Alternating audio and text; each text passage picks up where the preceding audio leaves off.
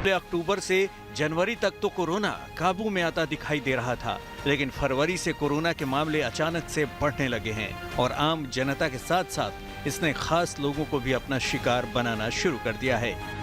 ताजा नाम सचिन तेंदुलकर का है।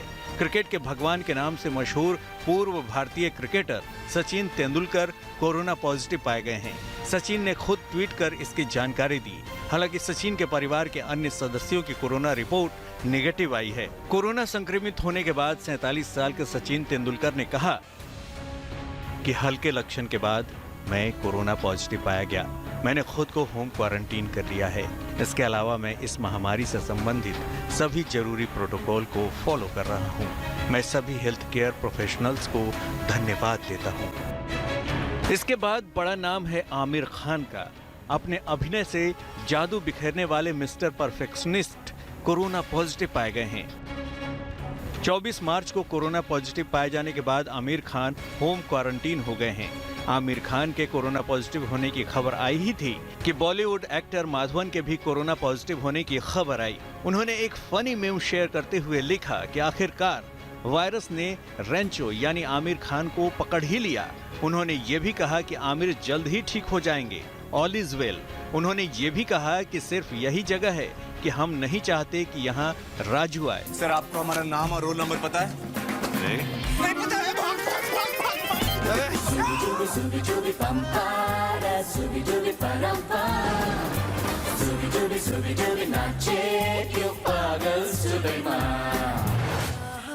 आर माधवन ने बताया कि कैसे वायरस ने रेंचो और फरहान को पकड़ लिया। उन्होंने ये भी बताया कि वो राजू को इस वायरस की चपेट में नहीं आने देना चाहते। राजकुमार हिरानी के इस फिल्म में वोमन ईरानी ने वीरू सहस्त्रबुद्धे यानी वायरस का किरदार निभाया था। लाइफ एक रेस, अगर तेज नहीं दौड़ोगे तो कोई तुम्हें कुचल कर आगे निकल जाएगा। महाराष्ट्र में कोरोना के मामले काफी तेजी से बढ़ रहे हैं। एक्टर और फिल्म मेकर सतीश कौशिक भी कोरोना पॉजिटिव पाए गए, जिसके बाद उन्हें अस्पताल में एडमिट कराया गया। इससे पहले मनोज वाजपेयी, सिद्धांत चतुर्वेदी, रणवीर कपूर, वरुण धवन, अनुपम खेर, संजय लीला भंसाली, अमिताभ बच्चन, ऐश्वर्या राय और अभिषेक बच्चन जैसे कलाकार कोरोना की चपेट में आ चुके हैं। हाल ही में एक्टर कार्तिक आर्यन ने भी कोरोना पॉजिटिव होने की खबर दी थी।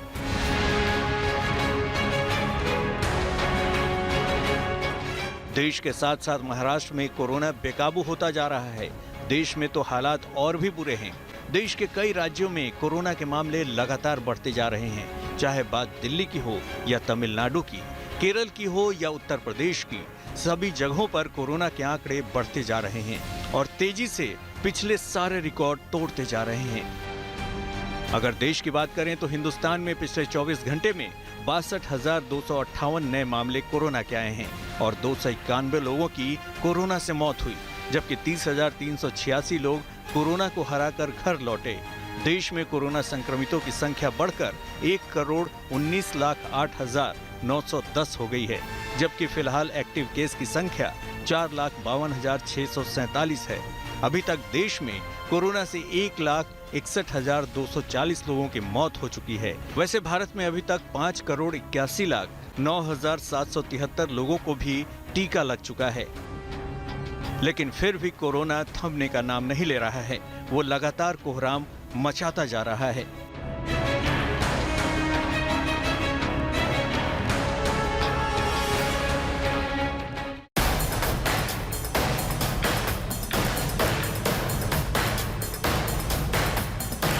महाराष्ट्र में कोरोना ने ऐसा कहर मचाया है कि महाराष्ट्र सरकार के होश गुम हैं। हालात इतने बुरे हैं कि हर रोज कोरोना अपना रिकॉर्ड तोड़ रहा है। गुरुवार को महाराष्ट्र में कोरोना के 35,952 नए मामले सामने आए, जबकि 111 लोगों की जान गई। बुधवार के मुकाबले ये करीब 4,000 ज्यादा है। शुक्रवार को महाराष्ट्र में कोरोना के 36,902 नए मामले सामने आए, जबकि 112 लोगों की जान गई। देश के 10 जिलों में कोरोना का सबसे ज्यादा कहर बरपा है। इनमें 9 जिले महाराष्ट्र में हैं। ये जिले हैं मुंबई, ठाणे, नासिक, पुणे, नागपुर, औरंगाबाद, नांदेड़, जलगांव और अकोला। मुंबई में स्थिति लगातार बिगड़ती जा रही है। न केवल मरीजों की संख्या बढ़ रही है, बल्कि मौत भी बढ़ रही है। शुक्रवार को मुंबई में 5,513 नए मामले सामने आए, जबकि 9 लोगों की मौत हो गई। मुंबई में लगातार तीसरे दिन नए मामलों की संख्या 5,000 से ज्यादा है। मुंबई में अभी 36,404 एक्टिव मामले हैं। मुंबई में कोरोना मामले के डबल होने की दर 75 दिन है। पहले ये 84 दिन थी। 43 कंटेनमेंट जोन है और 497 बिल्डिंग्स को एहतियाती सील कर दिया गया है। मुंबई में तो कोई पाबंदी भी लागू नहीं है। महाराष्ट्र के दूसरे सबसे ज्यादा प्रभावित शहरों में कहां कितना एक्टिव केस है, इस पर भी एक नजर डाल लेते हैं। पुणे में 52,340, नागपुर में 38,348, ठाणे में 27,474, नासिक में 20,568, औरंगाबाद में 19,063। नागपुर में मरीजों की संख्या इतनी तेजी से बढ़ रही है कि अस्पताल में बेड कम पड़ गए हैं। एक्टिव मरीजों की संख्या 38,348 है और ये लगातार बढ़ रही है। ऐसे में नागपुर की स्वास्थ्य व्यवस्था चरमरा गई है।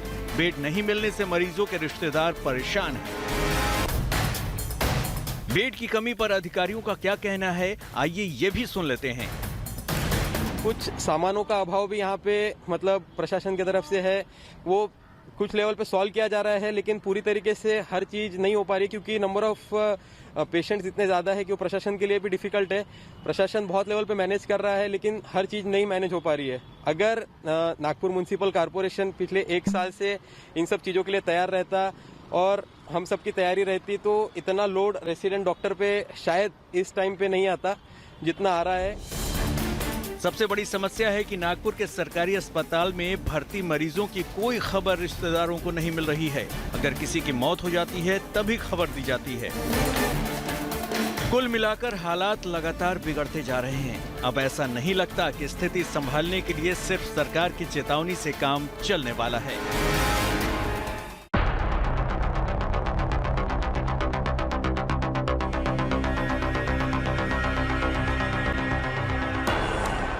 5 महीने के बाद एक दिन में मामलों में बड़ा उछाल देखने को मिला था।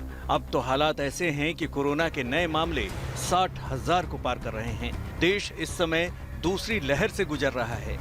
अंदेशा ये है कि दूसरी लहर देश में हाहाकारी हालात पैदा न कर दे। इन आशंकाओं के बीच मीडिया में एक रिपोर्ट सुर्खियों में आ गई है। इस रिपोर्ट के मुताबिक दूसरी लहर के चलते देश में कुल मामले 25 लाख तक पहुंच सकते हैं। रिपोर्ट कहती है कि अप्रैल मई के दौरान आ सकता है दूसरी लहर का पीक। ये लहर 100 दिन तक रह सकती है। 15 फरवरी से ये लहर शुरू हुई है। रिपोर्ट में अंदेशा जाहिर किया गया है कि दूसरी लहर में पहली लहर के मुकाबले ज्यादा तेजी से मामले बढ़ेंगे। देश के कई राज्यों में कोरोना ग्राफ लगातार ऊपर जा रहा है। कुछ राज्यों में भी वायरस के विस्तार में चिंताजनक तेजी देखी जा रही है। लिहाजा होली के मौके पर कई राज्यों ने पाबंदियों का ऐलान भी कर दिया है, जिनमें होली समेत अन्य त्योहारों पर सार्वजनिक कार्यक्रमों पर रोक लगा दी गई है। अगर लोगों के जहन में लॉकडाउन की आशंका उठ रही है, तो उसकी वजह महाराष्ट्र समेत कुछ राज्यों ने आंशिक लॉकडाउन, संपूर्ण लॉकडाउन, वीकेंड लॉकडाउन और नाइट कर्फ्यू जैसे कदम उठाए हैं। महाराष्ट्र के परभनी में 24 मार्च से 31 मार्च तक, नांदेड़ में 25 मार्च से 4 अप्रैल तक और बीड में 26 मार्च से 4 अप्रैल तक संपूर्ण लॉकडाउन का ऐलान किया जा चुका है।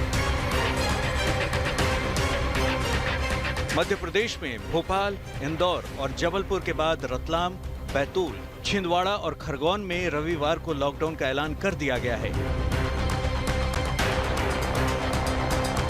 त्योहारों पर सार्वजनिक कार्यक्रमों पर पूरे प्रदेश में रोक रहेगी।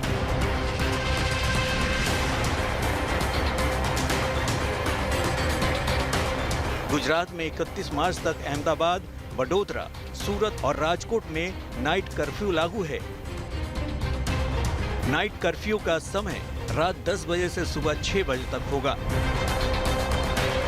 राजस्थान के 8 शहरों में नाइट कर्फ्यू लगी है। नाइट कर्फ्यू 22 मार्च को लगाया गया था। रात 11 बजे से सुबह 5 बजे तक नाइट कर्फ्यू है। शहरी मार्केट को रात 10 बजे बंद करने के आदेश दिए गए हैं। वहीं पंजाब में 31 मार्च तक सभी शिक्षण संस्थान बंद हैं। मेडिकल और नर्सिंग कॉलेज को इससे बाहर रखा गया है। शादी ब्याह और अंतिम संस्कार में 20 से ज्यादा लोगों को मनाही है। सिनेमा हॉल अपनी 50% क्षमता के साथ खुलेंगे। मॉल में एक समय में 10 से ज्यादा की एंट्री नहीं होगी।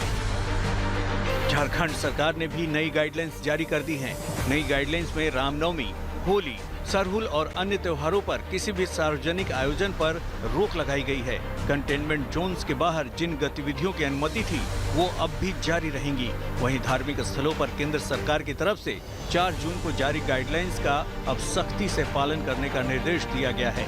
दफ्तरों में भी पहले से जारी दिशा निर्देशों के पालन करने को कहा गया है। उत्तराखंड सरकार ने भी कोरोना वायरस के बढ़ते प्रकोप के बीच नई गाइडलाइंस जारी है। राज्य सरकार की तरफ से जारी गाइडलाइंस के मुताबिक होली में जहां होली चलनी है वहां की क्षमता के हिसाब से सिर्फ 50% लोगों के ही मौजूद रहने की अनुमति दी गई है। 60 साल से ज्यादा और 10 साल से कम आयु के लोगों और गंभीर बीमारी से पीड़ित लोगों को भी समारोह में नहीं जाने के निर्देश दिए गए हैं। वहीं कंटेनमेंट जोन में होली पूर्णतः प्रतिबंधित रहेगी।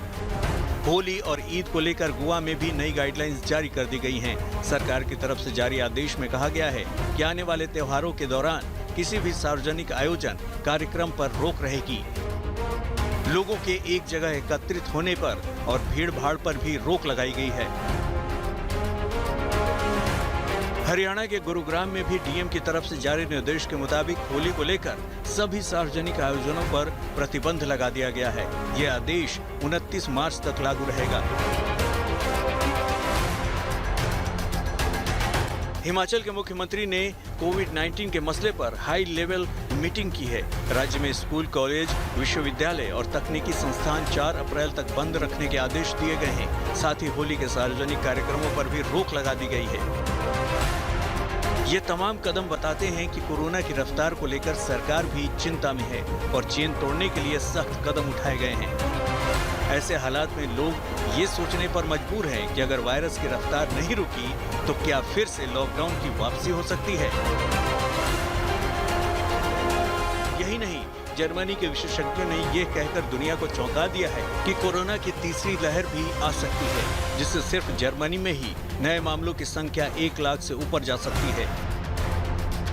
दुनिया की बात तो और है, कोरोना की ये तीसरी लहर पहली और दूसरी लहर से ज्यादा खतरनाक और संक्रामक होगी। जैसे जैसे वक्त बीत रहा है, कोरोना लगातार म्यूटेट होकर खतरनाक होता जा रहा है। अब ऐसे में वैक्सीनेशन और सावधानी ही बचाव का उपाय है। देश में वैक्सीनेशन जोर शोर से चल रहा है। ऐसे में जब तक वैक्सीन नहीं, तब तक मास्क और सोशल डिस्टेंसिंग के साथ हाथ धोने की कोरोना प्रोटोकॉल का पालन करना होगा। नहीं तो कोरोना की मार से घर घर होगा बीमार।